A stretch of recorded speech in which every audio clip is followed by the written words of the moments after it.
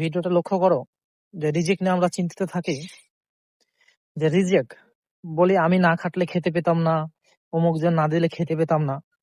তো সুন্দর সুন্দর ভাইটি কথা বলেছে, একটু অবশ্যই মনোযোগ দিয়ে শুনে যাবে। আচ্ছা, আমি যদি বলি আপনি ইনকাম করেন বলে খেতে পান, এটা পুরো মিথ্যে কথা। বরং ঈশ্বর আপনাকে খেতে দেন বলে আপনি খেতে পান, তবে কি বিশ্বাস করবেন? চলুন একটু বিশ্বাস করানোর চেষ্টা করি। আজ পর্যন্ত কোথাও দেখেছেন একটা ক্ষুদ্রতম পিঁপড়া না খেয়ে মারা গেছে? বা এমন কোন পাখি দেখেছেন যে ভোরবেলায় খাবারের সন্ধানে বেরিয়েছে কিন্তু খাবার না নিয়ে খালি মুখে ফিরে এসেছে? কিংবা যে তিমি মাছের প্রতিদিন গড়ে 3 থেকে 4 টন খাবার লাগে, এত খাবার লাগা সত্ত্বেও কোনো তিমি মাছ না খেয়ে মারা গেছে? সে কি এত খাবার সমুদ্রে উপার্জন করে রেখেছে? কিংবা এমন হয়েছে সমুদ্রের সমস্ত মাছ শেষ হয়ে গেছে, অথচ আপনি প্রতিনিয়ত চিন্তিত কাল আমাকে খাওয়াবে কি? চলুন একটু বিস্তারিত ভাবে আলোচনা করি। আমরা প্রায় অকারণে এক ভয়ের ভিতরে বাস করি। আজ আমি ইনকাম করতে পারছি বলে তাই খেতে পারছি, কাল যদি আমার ইনকাম না থাকে তাহলে খাবো কি? কিংবা সে আমাকে খাওয়াচ্ছে বলে আমি খেতে পাচ্ছি, সে যদি আমাকে না খাওয়াতো হয়তো আমি বেঁচেই থাকতাম না। এই ভাবনা শুনতে বাস্তব মনে হলেও গভীরে গেলে একদম ভ্রান্ত। কারণ আপনি কতটুকু খাবেন, সেই খাবার কোথা থেকে আসবে, কোন পথে এসে আপনার কাছে পৌঁছাবে, সেই পুরো ব্যবস্থার পরিকল্পনাকারী আপনি নন, বরং ঈশ্বর। একটু ভেবে দেখুন, যেদিন আপনি জন্মগ্রহণ করেছিলেন সেদিন আপনি সম্পূর্ণ অক্ষম ছিলেন। না আপনি কাজ করতে পারতেন, না আপনি টাকা ইনকাম করতে পারতেন, এমনকি নিজের খাবারটুকু তৈরি করার সামর্থ্য ছিল না। এমনকি এই পৃথিবীতে আপনার জন্য জমানো আগে থেকে কোনো খাবারও ছিল না, তবুও আপনি না খেয়ে মারা যাননি। বলতে পারেন কেন?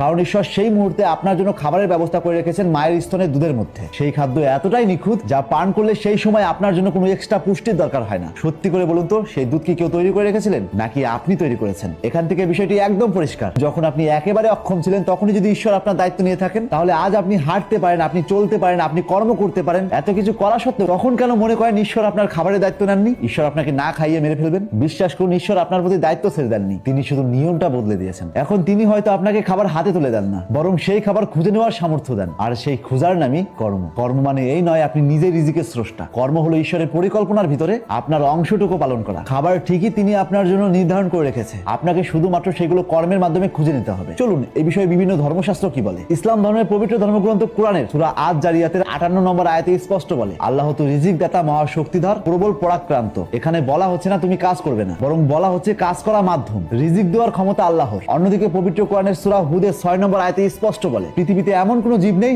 যার রিজিকের দায়িত্ব আল্লাহ নেননি। এখানে মানুষ চেষ্টা করে কিন্তু রিজিক নির্ধারণ করেন আল্লাহ। অন্যদিকে সনাতন ধর্মের পবিত্র ধর্মগ্রন্থ শ্রীমদ্ ভগবদ গীতা 3 নম্বর অধ্যায় 14 নম্বর শ্লোকে স্পষ্ট বলে, অন্ন গ্রহণ করে প্রাণীরা জীবন ধারণ করে, বৃষ্টি হওয়ার ফলে অন্ন উৎপাদন হয়, যজ্ঞ অনুষ্ঠান করার ফলে বৃষ্টি হয়। আর আমরা সবাই জানি যজ্ঞ করা হয় ঈশ্বরের জন্য। অর্থাৎ এখান থেকে একদম স্পষ্ট, খাবারের আসল উৎস কোনো মানুষ নয়, বরং ঈশ্বর। আপনি হয়তো চাকরি করেন, ব্যবসা করেন এবং সেখান থেকে টাকা আসে, কিন্তু একটু ভেবে দেখুন, আপনি কি বৃষ্টি নামাতে পারেন? ফসল কি আপনি নিজে তৈরি করতে পারেন? প্রকৃতি, মাটি, বাতাস, সূর্য, এমনকি আপনার নিজের শরীরটাও আপনার নিজের সৃষ্টি নয়। এগুলো সবই সৃষ্টিকর্তার হাতে। আপনার কাছে হয়তো অঢেল টাকা আছে, কিন্তু ঠিকমতো বৃষ্টি না হলে ফসল হবে না, আর ফসল